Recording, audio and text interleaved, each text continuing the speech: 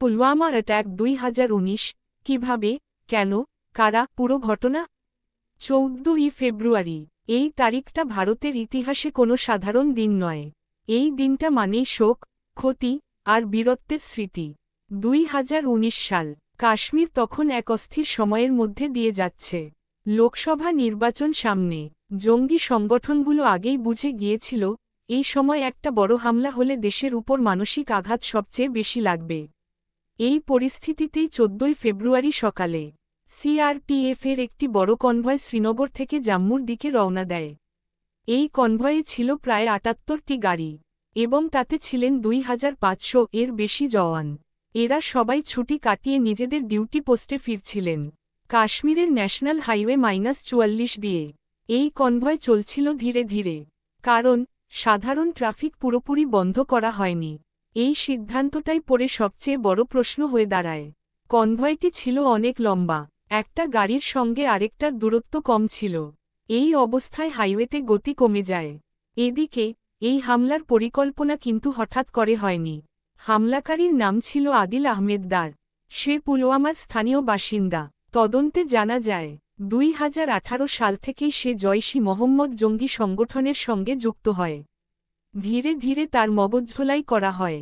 Social media, প্ররোচনামূলক video, আর স্থানীয় network, সব মিলিয়ে তাকে একটা আত্মঘাতী হামলার জন্য প্রস্তুত করা হয়। তাকে দেওয়া হয় বিস্ফোরক ভর্তি একটি গাড়ি, প্রায় ৩০ থেকে ৪০ কেজি বিস্ফোরক, আর দেওয়া হয় সিআরপিএফ কনভয়ের রুট ও সময়ের তথ্য। এই তথ্য সে পায় লোকাল সাপোর্ট নেটওয়ার্ক থেকে। এটাই প্রমাণ করে, জঙ্গিবাদ শুধু সীমান্ত পেরিয়ে আসে না, ভেতর থেকেও সাহায্য পায়। দুপুর গড়িয়ে যায়। সময় তখন প্রায় ৩টা ১৫ মিনিট। কনভয় যখন পুলওয়ামার লেথপোরা এলাকায় পৌঁছায়, তখন গাড়িগুলো প্রায় থেমে থেমে চলছিল। এই সুযোগটাই নেয় আদিল। সে তার বিস্ফোরক ভর্তি গাড়ি নিয়ে হাইওয়েতে ঢুকে পড়ে সিআরপিএফ কনভয়ের ভেতরে। কোনো সতর্ক দেওয়ার সময়ও ছিল না, কোনো প্রতিরোধের সুযোগও ছিল না।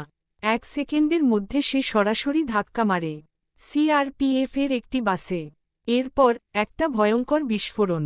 শব্দটা এতটাই শক্তিশালী ছিল যে কয়েক কিলোমিটার দূর থেকেও মানুষ সেটা অনুভব করে। বাসটি মুহূর্তের মধ্যে পুরোপুরি ধ্বংস হয়ে যায়। পাশের গাড়িগুলোও ক্ষতিগ্রস্ত হয়। চারদিকে শুধু ধোঁয়া, আগুন, আর ছিটকে পড়া ধ্বংসাবশেষ। প্রথম কয়েক মিনিট কেউ বুঝতেই পারেনি কি ঘটেছে। জওয়ানরাই প্রথমে রেস্কিউ শুরু করেন, আহতদের বের করার চেষ্টা করেন। এলাকা ঘিরে ফেলা হয়, কিন্তু অনেকের ক্ষেত্রেই আর কিছু করার ছিল না। এই হামলায় শহীদ হন ৪০ জন সিআরপিএফ জওয়ান। জয়শি মোহাম্মদ এই হামলার দায় স্বীকার করে নেয়। খবরটা ছড়াতেই পুরো দেশ থমকে যায়। টেলিভিশনের পর্দায় ভেসে ওঠে ভাঙা বাসের ছবি, জাতীয় পতাকায় মোড়া কফিন, আর নীরব দাঁড়িয়ে থাকা সহকর্মী জওয়ানরা।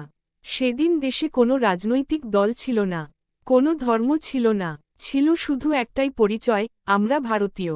যখন শহীদদের মৃতদেহ তাদের নিজের নিজের রাজ্যে পৌঁছায়, তখন সেই দৃশ্য আরও হৃদয়বিদারক হয়ে ওঠে। কারো মা ছেলের কফিনে হাত রেখে দাঁড়িয়ে, কারো স্ত্রী নীরবে স্যালুট দিচ্ছেন, কারো ছোট সন্তান জানেই না এই মানুষটা আর কোনোদিন ফিরবে না। এই হামলার পর পুরো দেশে প্রশ্ন ওঠে, এত বড় কনভয় কেন? ট্রাফিক কেন পুরোপুরি বন্ধ ছিল না? ইন্টেলিজেন্স কি ব্যর্থ হয়েছিল? এই প্রশ্নগুলোর উত্তর সহজ ছিল না, কিন্তু একটাই সত্য পরিষ্কার ছিল। এই হামলা ছিল পরিকল্পিত, লক্ষ্যভিত্তিক, আর ভয় ছড়ানোর উদ্দেশ্যে করা। জয়শি মোহাম্মদের লক্ষ্য ছিল ভারতের মনোবল ভাঙা, নির্বাচনের আগে অস্থিরতা তৈরি করা, আর নিজেদের শক্তি প্রদর্শন করা। কিন্তু এই হামলা ভারতকে দুর্বল করেনি, বরং ভারত করার সিদ্ধান্ত নেয়। নিরাপত্তা নীতিতে পরিবর্তন আনা হয়।